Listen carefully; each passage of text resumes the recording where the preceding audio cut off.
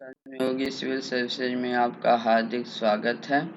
Daily current affair में आज पहला टॉपिक देखते हैं। पुनरुत्थान वितरण क्षेत्रक योजना जो डिस्कॉम के लिए के बेहतर संचालन के लिए और वित्तीय स्थिरता के लिए अभी शुरू किया गया है।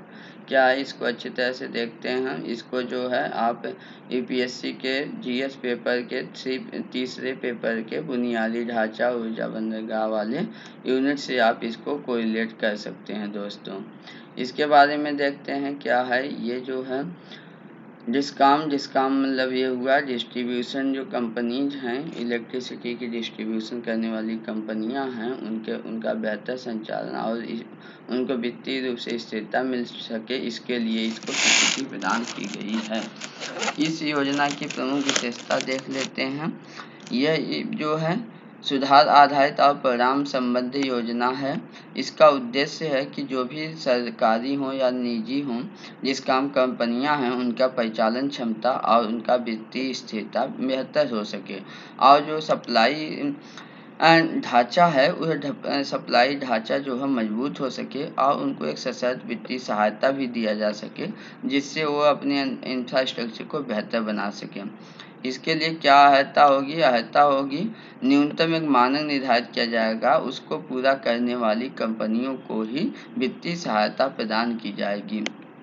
इस योजना की एक और विशेषता है कि इसके लिए जो है अनिवार्य मीटरिंग स्मार्ट मीटरिंग इकोसिस्टम को भी शामिल करने की व्यवस्था की गई है। अर्थात जो है यह अनिवार्य होगा कि जो फीडर मतलब जहां बिजली उत्पादित होती है वहां से लेकर के जहां बिजली उपभोक्ताओं को बिजली का डिस्ट्रीब्यूशन किया जाता है वहां तक जो है स्मार्ट मीटर लगा होना चाहिए। फीडर, इसमें एक शब्द है फीडर। फीडर क्या होता है? फीडर एक ऐसा शब्द है जब कंपनियां इकट्ठा करके वो दूसरे मतलब उपभोक्ताओं को जब वितरित करती हैं तो उसको फीडर बोलते हैं। जैसे टाटा आप दिल्ली में देखते हैं तो दिल्ली में टाटा पावर है डिस्ट्रीब्यूशन है, टीडीएल बोलते हैं, मतलब कि टाटा पावर डिस्ट्रीब्यूशन कंपनी है ना। तो ये जो है क्या है उसको फीडर आप बोलते हैं ना। तो ये एक चीज़ और किया गया है कि इसके साथ साथ फीडर का सर्वकरण किया जाएगा। सर्वकरण करने का मतलब ये हुआ कि जो कंपनियां हैं डिस्ट्रीब्यूशन कंपनियां हैं इनको जो है ग्रामीण किसान और भी ऐसे व्यक्ति जो ज़्यादा से ज़्यादा अपने यहाँ सोलर प्लांट लगाए हैं और उनके यहाँ अगर अधिशेष विद्युत ऊर्जा मतलब कि सौर ऊर्जा का उत्पादन हो रहा तो उसको बेच करके वो उससे नफ़ा भी कमा सकते हैं, इसको बोलते हैं। तो यह भी इसमें प्रावधान किया गया है जो डिस्ट्रीब्यूशन के लिए ये योजना लाई गई है। इसका कार्यान्वयन कैसे किया जाएगा? इसका कार्यान्वयन यह योजना एक अम्ब्रेला कार्यक्रम के रूप में है जिसके तहत एकीकृत विद्युत विकास योजना, दीनदयाल ग्राम ज्योति योजना और प्रधानमंत्री सहज बिजली हर घर योजना जिसको सहज बोलते हैं, इस तीन मतलब की योजनाओं को क्या कर दिया विलय कर दिया जाएगा। प्रत्येक राज्य के लिए यह कार्य योजना अलग अलग होगी। ऐसा नहीं कि one size fit for all कर दिया जाएगा, ऐसा नहीं है। हर राज्यों के लिए अलग अलग योजना होगी जिससे बेहतर डिस्ट्रीब्यूशन हो सके। इसके लिए नोडल एजेंसी के रूप में ग्रामीण विद्युतीकरण निगम लिमिटेड और पावर फाइनेंस कॉर्पोरेशन को नोडल एजेंसी के रूप में घोषित किया गया है। इस योजना का मुख्य उद्देश्य क्या है? इस योजना का मुख्य उद्देश्य 2025 से 22 तक जो भारतीय स्तर पे इसका तकनीकी और वाणिज्यिक हानि जिसको AT&C लॉस भी बोलते हैं को 12 से 15% कम करना। ये AT&C लॉस क्या है दोस्तों? जैसा कि आप जानते हैं कि विद्युत का वितरण जो है वह पोल गाड़ करके तारों के माध्यम से किया जाता है। तो तार क्या होते हैं आपस में इस पार करते हैं और इतना लंबी दूरी होने की वजह से जो है बहुत सारी बिजली ऐसे ही लॉस हो जाती है, नुकसान हो जाता है। तो इस लॉस को नुकसान को क्या बोला जाता है? Aggregate technical and commercial loss या AT&C लॉस बोलते हैं। तो यह भारत में सबसे बड़ी समस्या है कि तार टूटे हुए हैं, पुराने हैं, कमज़ोर हैं। बहुत से तारों का आप देखते होंगे शहरों में बहुत सारे जाल बजे रहते हैं। तो इसकी वजह से बहुत सारी बिजली ऐसे ही शॉर्ट करके इस पार करके लॉस हो जाती है। तो यह उद्देश्य रखा गया है कि उसको 12 से 15% तक कम करने लेने का का टारगेट रखा गया है इस योजना के माध्यम से। दूसरा ये भी रखा गया है कि लागत और आपूर्ति कीमत में जो अंतराल है उसको घटाकर शून्य करना है, कि जितना लागत होगा उसको आपूर्ति में भी उतना ही होए। ऐसा नहीं कि लागत बहुत ज़्यादा लगाएं और आपूर्ति करने के बाद कमी मिले, तो है ना, जिससे अधिकांश आप सुनते होंगे डिस्काउंट कंपनियां घाटे में चलती हैं। इस समस्या को दूर करना भी इसका उद्देश्य है। संस्थागत क्षमता का विकास करना जिस काम की, ये भी इसका उद्देश्य है। और एक सबसे महत्वपूर्ण उद्देश्य ये रखा है इसका कि उपभोक्ताओं को बिजली की आपूर्ति गुणवत्ता, विश्वसनीयता और सामर्थ्य में सुधार के आधार पर हो सके। अगला दोस्तों टॉपिक है भारत सरकार के लिए सही शब्द क्या है, संघ है या केंद्र सरकार, है ना। यह न्यूज में क्यों है इसको देख लेते हैं। न्यूज में इसलिए है कि तमिलनाडु की सरकार, जैसा कि आपको पता है, चुनाव के बाद बदल गई। उसने जो है अभी तक केंद्र सरकार जिसको बोला जाता है उसने बोला कि नहीं, केंद्र सरकार गलत शब्द है। केंद्र सरकार की बजाय जो है संघ सरकार यूज करना चाहिए, मतलब यूनियन गवर्नमेंट यूज करना चाहिए, न कि सेंट्रल गवर्नमेंट का शब्द प्रयोग करना चाहिए। उसने क्यों ऐसा बोला, उसने ये बोला है तमिलनाडु की सरकार ने कि संघ सरकार जो है यह भारतीय संविधान में भी इसी शब्द को दिया गया है और यह जो है केंद्र सरकार का कहीं पे नहीं मिलता है, इसलिए इसका उपयोग नहीं करना चाहिए। और इसी को लेकर के वहाँ तमिलनाडु की सरकार एक अपना शब्द ओडिया अरासु, जिसका अर्थ होता है यूनियन गवर्नमेंट के शब्द का प्रयोग करना शुरू कर दी, जबकि इससे पहले वहाँ पर जो है मथिया अरासु शब्द का प्रयोग होता था। इसका मतलब ये हुआ कि केंद्र सरकार, जबकि अब क्या किया जा रहा है, जो भी है उसका आधिकारिक बयान और प्रेस विज्ञप्ति होती है, सब में वो यूनियन गवर्नमेंट शब्द का प्रयोग कर रही है तमिलनाडु सरकार। तो इस मुद्दे को देख लेते हैं क्या है, क्यों है, किस तरह है, संविधान में क्या प्रावधान है। तो दोस्तों इसके लिए संविधान में प्रावधान जो है यूनियन शब्द का शब्द मिलता है, यूनियन शब्द मतलब संघ का सीधे सीधे प्रयोग मिलता है इसी को। अब यूनियन शब्द क्या होता है, ये जो है संपूर्ण देश, संविधान में ऐसा कहा गया है, संपूर्ण देश और इसे संचालित करने वाली सरकार का वर्णन किस रूप में मिलता है, संघ के रूप में मिलता है, वही संघ होगी। यानी उदाहरण के लिए देख सकते हैं कि अनुच्छेद 53 में सीधे कहा गया है कि राष्ट्रपति की कार्यकारी शक्ति, संघ की कार्यकारी शक्ति राष्ट्रपति में निहित होगी, मतलब संघ का जिक्र किया गया। अनुच्छेद 1 में भी कहा गया है कि इंडिया अर्थात भारत राज्यों का संघ होगा, यहाँ पर भी संघ शब्द लिया गया। ये बात आप विशेष रूप से ध्यान रखिएगा कि मूल संविधान में कहीं पर भी केंद्र सरकार या सेंट्रल गवर्नमेंट शब्द का कहीं पर भी प्रयोग नहीं किया गया है। संविधान सभा का क्या दृष्टिकोण था, जैसा कि आपको पता है कि संविधान सभा जो है एक सशक्त जो है केंद्र सरकार का गठन की, एक सशक्त राष्ट्र का निर्माण की है, जिसमें क्या उसने फोकस किया था, क्षेत्रों का एकीकरण और मेल पर सबसे ज्यादा जोर दिया गया था संविधान सभा द्वारा। इस संदर्भ में क्या कहाँ झलक मिलती है इसको देखिए। जवाहरलाल नेहरू ने 13 दिसंबर 1946 को एक संकल्प पारित किया था। उस संकल्प में उन्होंने भारत स्वतंत्र संप्रभु गणराज्य में शामिल होने के लिए उत्सुक राज्य क्षेत्रों का एक संघ होगा, इस बात का जिक्र करते हुए उन्होंने एक संकल्प प्रयास किया था। आगे देखते हैं कि भीमराव अंबेडकर ने भी राज्यों के संघ के उपयोग को उचित बताया था और उन्होंने मसौदा समिति में ये बात स्पष्ट किया था कि भारतीय जो संघ है, मतलब कि इंडियन यूनियन जो है, वह राज्यों के मध्य समझौते का परिणाम नहीं है। यह जो इसलिए किसी भी राज्य को संघ से अलग होने का कोई अधिकार नहीं है। ये बात मिलती है संविधान में। संघ या केंद्र में से कौन सा शब्द बेहतर होगा इसको देख लीजिए। पहले तो जान लीजिए दोनों मंत्र क्या होता है। संघ का मतलब क्या होता है, केंद्र का मतलब क्या होता है। केंद्र का मतलब होता है कि शक्तियों का इकाई की एक इकाई में केंद्रीकृत होना, मतलब कि बहुत सारी शक्ति हैं, वो कहाँ पर, मान लीजिए ये ऐसे बहुत सारे अगर सेंटर हों तो इन सारे सेंटर का क्या होना चाहिए, ये सारी शक्तियाँ एक जगह आकर के अगर मिलती हैं तो इसको क्या बोला जाता है, यह एक केंद्र सरकार हो गई। मतलब कि इन सारी शक्तियों का सेंटर कहाँ होगा, एक जगह हो गया। इसका मतलब ये होगा कि सारी सरकारें केंद्र सरकार के अधीन है, इसका मतलब ये हुआ। जबकि संघ सरकार का क्या मतलब हुआ, संघ सरकार का मतलब ये हुआ कि ये सारी शक्तियां एकीकृत होती हैं, एकीकृत प्रभाव दिखाता है। इसका मतलब ये हुआ कि एकीकृत मतलब अगर इस तरह के ये अलग अलग अगर राज्य हैं तो ये सारी चीजें क्या हैं, अगर ऐसे ऐसे हैं तो या एक बीच में अगर है तो इसका मतलब सब एकीकृत हैं।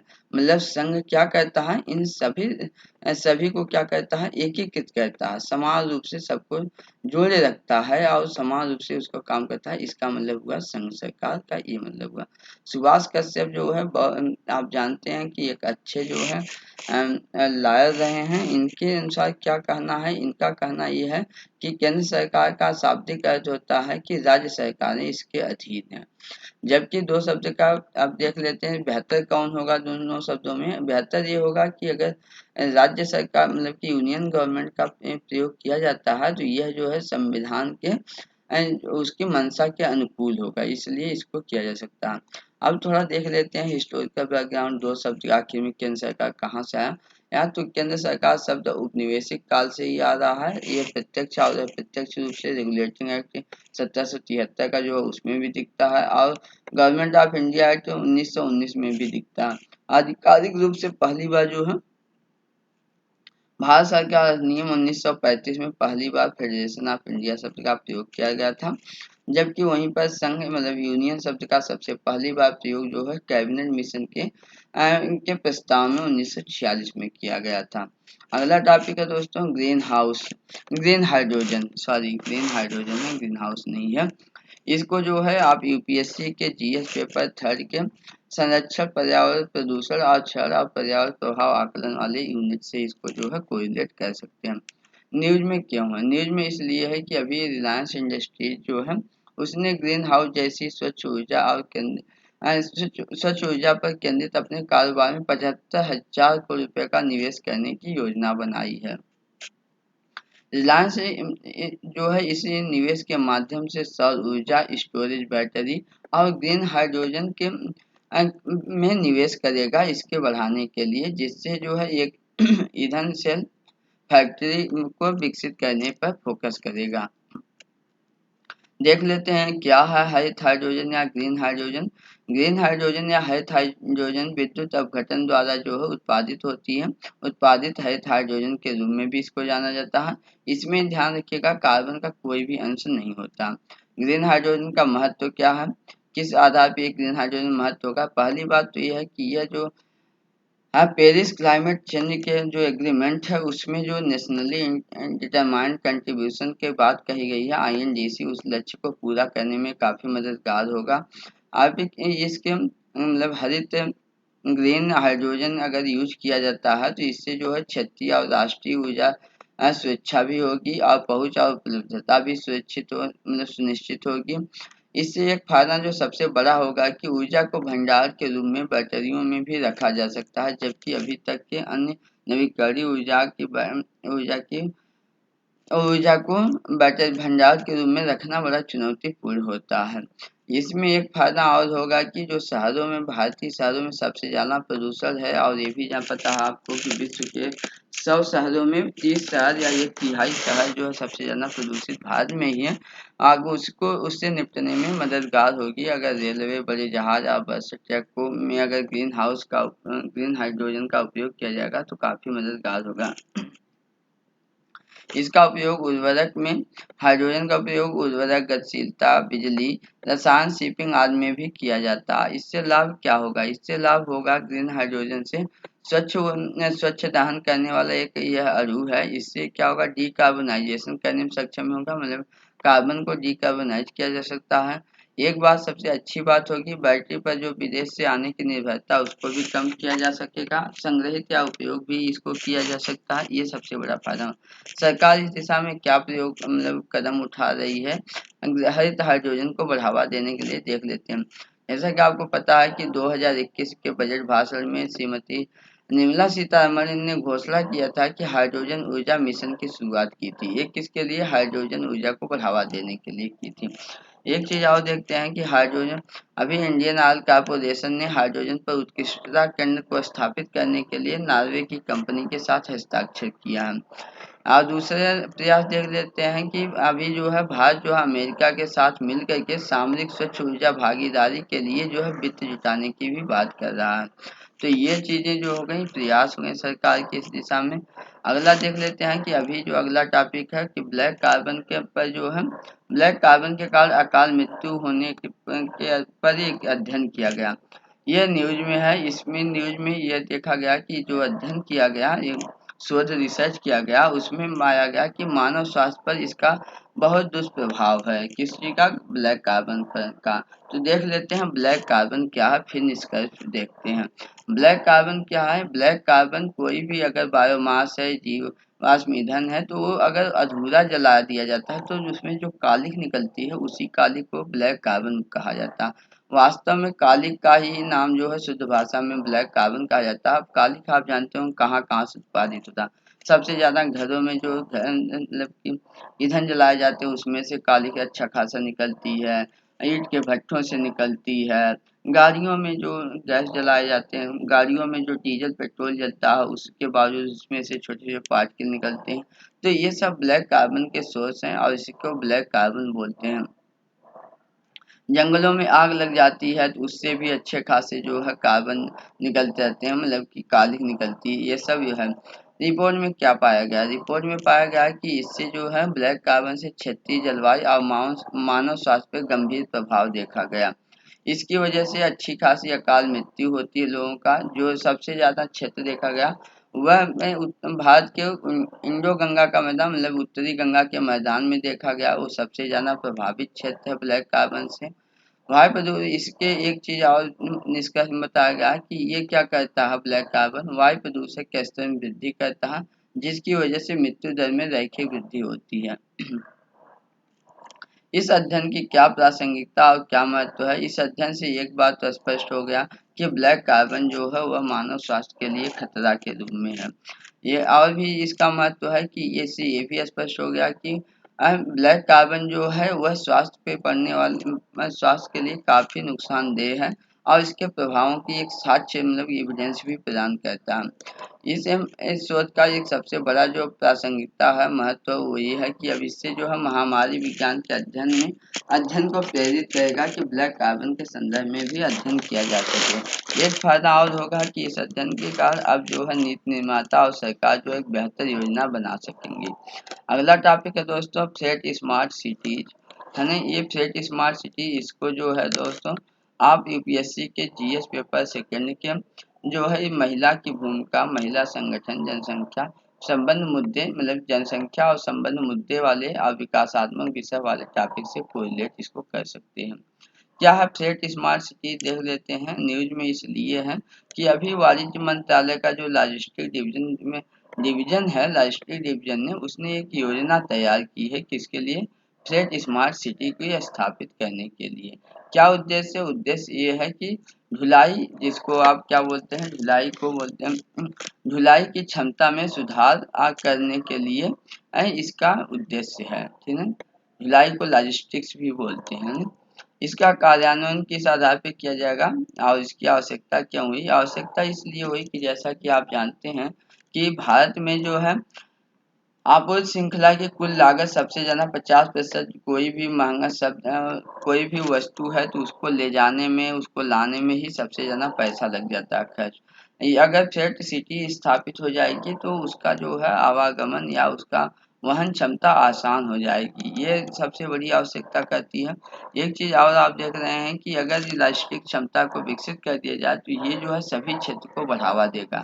वस्तुओं की आवाजाही तीव्रता से होगी तो प्रोडक्शन अच्छा होगा, निर्यात अच्छा होगा, कस्टमर को मिलेगा, महंगाई कम होगी, है ना। तो ये सारे फायदे होंगे। ये भी देखा गया है कि अगले 10 साल में माल ढुलाई की जो मांग है वो 140% तक की वृद्धि हो जाएगी, है ना। तो यह सब क्या है, ये आवश्यकता थी, इसलिए जो है फ्लैट स्मार्ट सिटी स्थापित करने के को लेकर के योजना प्रयास की गई है। अब देख लेते हैं इस योजना का कार्यान्वयन कैसे होगा। इस योजना का कार्यान्वयन जो है एक हर शहरों में एक लॉजिस्टिक समितियों का गठन किया जाएगा और ये लॉजिस्टिक समितियां जो है इसका कार्यान्वयन करेंगी। ये इन लॉजिस्टिक समितियों में केंद्रीय मंत्रालय और अन्य एजेंसियां, जिसमें अन्य एजेंसियों में स्थानीय स्तर की एजेंसियां, राज्य स्तर की एजेंसियां और केंद्र स्तर की एजेंसियां भी शामिल होंगी इन समितियों में। ये समितियां क्या करेंगी? ये समितियां जो है स्थानीय स्तर पर जो प्रदर्शन में सुधार और उसको लागू करने के लिए सभी योजनाओं को निर्धारित करेंगे, सुनिश्चित करेंगे और कार्यान्वयन करेंगी। इन समितियों में निजी क्षेत्र और सार्वजनिक क्षेत्र दोनों के रिप्रेजेंटेटिव शामिल हो सकेंगे या रहेंगे। इस योजना के अंतर्गत किन शहरों को शामिल किया गया है? ये जो चरणबद्ध रूप से यह योजना लागू की जाएगी। पहले चरण में 10 शहर को कवर किया गया है, उसके बाद दूसरे चरण में 75 शहरों को कवर किया गया है, उसके बाद जो है पूरे देश भर में फैला दिया जाएगा। राजधानी और 10 से अधिक आबादी वाले शहरों में शामिल कर दिया जाएगा। इस प्रकार दोस्तों आज का हमारा ये रहा करंट अफेयर का टॉपिक। अब जो है आज का ये पीछे कल का मतलब 5 तारीख का था दोस्तों, फिर उसके बाद जो है हम अगला भी आज भी थोड़ा सा लेट हो जाएगा, आज भी डाल देंगे। आप जो है मेहनत से पढ़ाई करिए, हमारे यूट्यूब चैनल को कर्मयोगी सिविल सर्विसेज को सब्सक्राइब कर दीजिए, दोस्तों में ज़्यादा से ज़्यादा शेयर करिए, उनको भी फायदा मिले, और इसको वीडियो को लाइक कर दीजिए जिससे आपको जो है हर नोटिफिकेशन मिलती रहे। बेल आइकन भी दबा दीजिए। एक बात और दोस्तों, जैसा कि कोविड जो है प्रभाव में कमी आ रही है, इस कोविड में प्रभाव में कमी की वजह से जो है धीरे धीरे एग्जाम की डेट आ रही है। जैसा कि आप देख रहे हैं बीपीएससी 66 के मेंस की भी डेट आ गई है। अभी जो है लोअर पीसीएस का भी डेट आ गई है, यूपी पीसीएस का भी डेट आ गई है जो अगस्त में घोषित है। उसके बाद अक्टूबर में आईएएस और पीसीएस का तो डेट घोषित ही है। तो दोस्तों आप मेहनत से पढ़ाई करिए। अभी जो है कल हम आपको कंपाइलेशन जून महीने के करंट अफेयर की कंपाइलेशन भी डाल देंगे, उसको साथ में भी करके आपको दे देंगे। आप जो है रिविजन के नज़रिए से डेली का देखिए इस तरह कितना हो रहा है, 7-8 पेज होता है, 6 से पेज तक हो जाता है, 6 से 7-8 पेज तक। और इस तरह 20 दिन के पेज में 100 पेज से अधिक करंट अफेयर हो गया। तो आपकी सुविधा के लिए जो है हम पूरे महीने का कंपाइलेशन 100 पेज का भी एक देंगे, और रिवीजन के पॉइंट ऑफ व्यू से शॉर्ट में बना करके आपके लिए 15 से 20 पेज का भी एक छोटा सा महीने का जो इन्हीं टॉपिकों को हम कंपाइल करके आपको दे देंगे, जिससे आपको रिवाइज करने में आसानी होगी। तो दोस्तों आप मेहनत से बस पढ़ाई करिए, आपके लिए हम लगे हुए हैं। आप वीडियो को लाइक जरूर कर दीजिए जिससे हमको भी प्रोत्साहन और ऊर्जा मिलती रहे। धन्यवाद दोस्तों।